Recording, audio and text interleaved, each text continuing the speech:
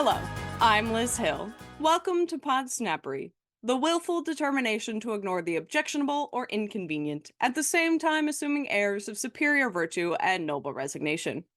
We explore things I find interesting, unusual, or annoying. So let's get down to it and spill the tea. Ever start watching a movie or a TV show and you find yourself distracted by something you saw or thought you saw? A glass that was full suddenly is half empty after a cutaway?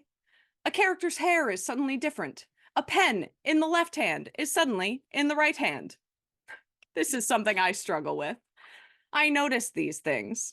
Tiny details that most people don't pay attention to. We call them continuity errors.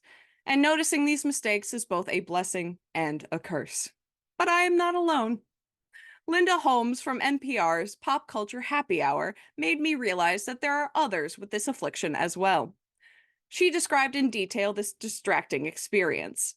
The scene involved a woman in bed with her husband discussing some of the plans they had. In the first shot, there is a sheet that the woman has pulled up to her armpits. You know, as you do, ladies, to make sure your husband does not see you naked. In the next shot, the sheet had slipped down far enough that it seemed like it was threatening to become a more realistic depiction of the marital bed. Chicka wow wow! But then they cut back to her husband, and when they cut back to her, the sheet was dutifully up under her armpits again, keeping her fully covered. Back and forth they went. The sheet went up, the sheet went down, shot to shot. What? Exactly, little guy. Classic continuity errors. Now we all know how this happens. Of course they need multiple takes of a scene. Of course. Of course they sometimes mix parts of both takes. Of course. And of course, no matter how careful people try to be in the moment, you can't catch every single thing that could possibly change. Yet extremely talented people do. Of course. Of course. Now, from time to time, you'll see a pretty big continuity error that is funny and they just couldn't avoid it. Like when Julia Roberts' croissant turns into a pancake in Pretty Women. I only got through 11th grade. How far did you go in school? I went all the way. Your folks must be really proud, huh? The Fellowship of the Ring, a masterpiece by Peter Jackson, and yet in the quaint rustic Shire, as Frodo and Sam are leaving, there's a car in the distance kicking up dust. Take a look. It'll be the farthest away from home I've ever been.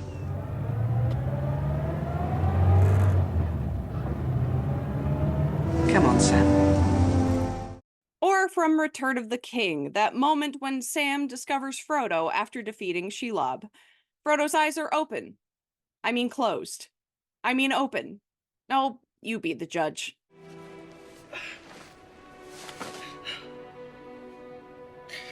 Wake up.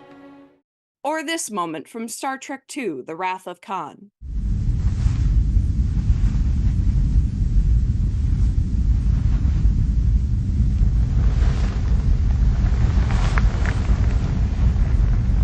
He stayed at his post when the trainees ran.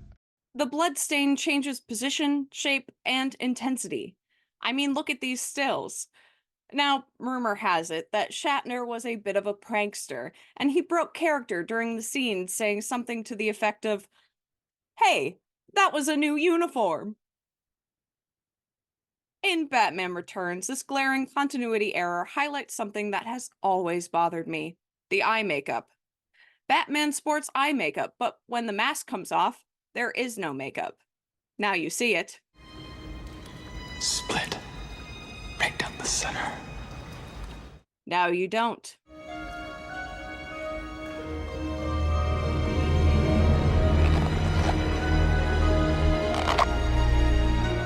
So, in order for Michael Keaton to remove the mask and reveal his face, they had to have him in the scene without the makeup so he could rip off the mask and not look like a raccoon. Thought we wouldn't notice, but we did. Next is the great popcorn blunder. In the original Mean Girls, when Katie comes home from the Halloween party and Janice and Damien are watching a movie and they get scared by her costume, the popcorn in the bowl goes flying everywhere. Then, when the camera cuts back to them, the popcorn bowl is full again. Don't believe me? She took him back. Regina took Aaron back. In Pirates of the Caribbean: Curse of the Black Pearl, Captain Jack Sparrow keeps a motley crew of sailors on his ship. But one character we weren't expecting? An actual crew member, standing in the wrong spot, wearing a rolled-up t-shirt, a cowboy hat, and sunglasses. No, he's not an unconventionally dressed pirate, just a part of the film crew. On deck, you scabrous dogs! While it's unfortunate for continuity's sake, it could be worse. At least he wasn't looking at the camera. Speaking of crew members in the background of Disney productions, Mandalorian Season 2. Disney has since erased him, but do you remember everyone's new favorite Star Wars character, Jeans Guy? This was a limited edition. Before you ask, this one's mine. Get your own. Sam Raimi's 2002 Spider-Man adaptation is known for the iconic kiss scene between Spider-Man's Tobey Maguire and Mary Jane Kirsten Dunst. The electric chemistry between the actors is front and center, but look slightly behind the pair and you'll notice something bizarre. Right before they kiss, Peter Parker defends Mary Jane against some attackers in an alleyway by sending them hurtling through a set of windows.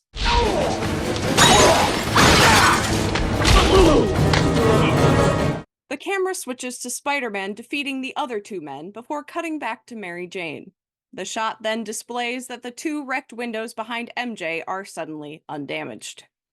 Since we know that Spider-Man doesn't have any window repairing powers, this one can be chalked up to a simple oversight. Luckily, it doesn't keep us from swooning over the romantic moment too much.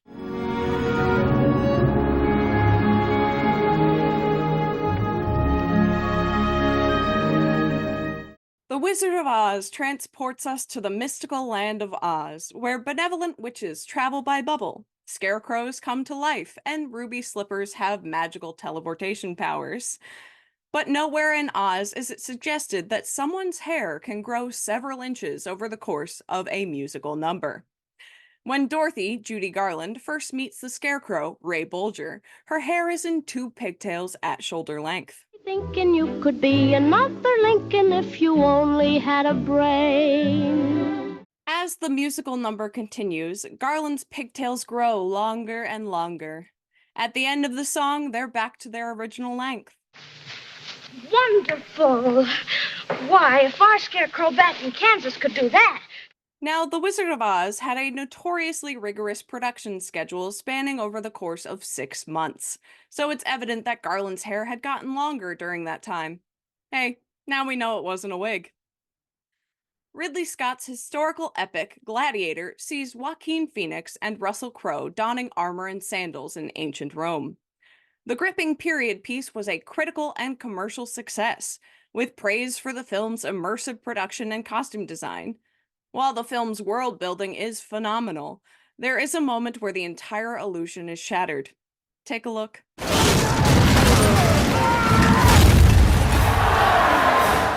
Did you see it?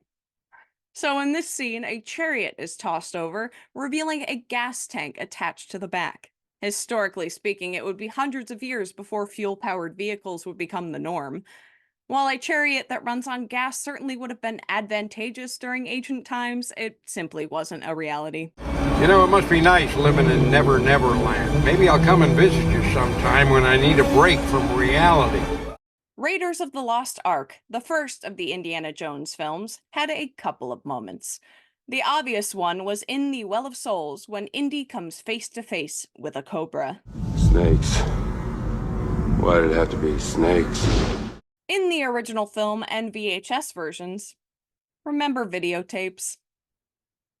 You could see the snake's reflection in the plexiglass between Harrison Ford and the cobra. Hey, I get it. Gotta protect your lead actor, right?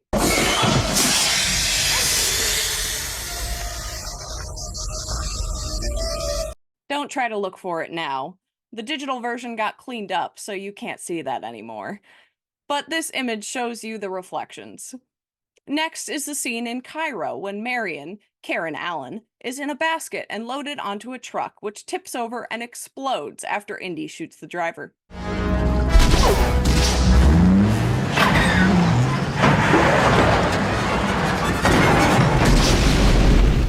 However, through the smoke, you can see there was an assist by a hydraulic pole. You can see this through the smoky haze when the truck is on its side. Some people, like Linda Holmes, feel that by constantly recognizing these continuity errors, they feel like a joyless dweeb. But fear not, you are not a dweeb, nor some kind of social pariah. You are observant, and that is a good thing. You are not evil. You are good.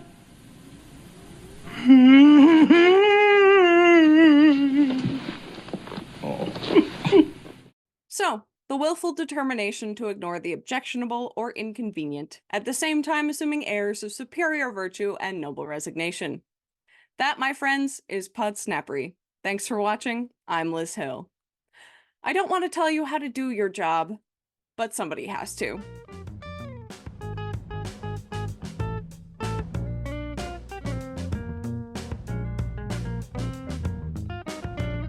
Now, for those of you watching closely, we created some of our own continuity errors. What? Yep, just like that. How many continuity errors did you see us create? Leave us a comment or send an email to podsnapperywithlizhill@gmail.com, and we will give you the correct answer in our next episode.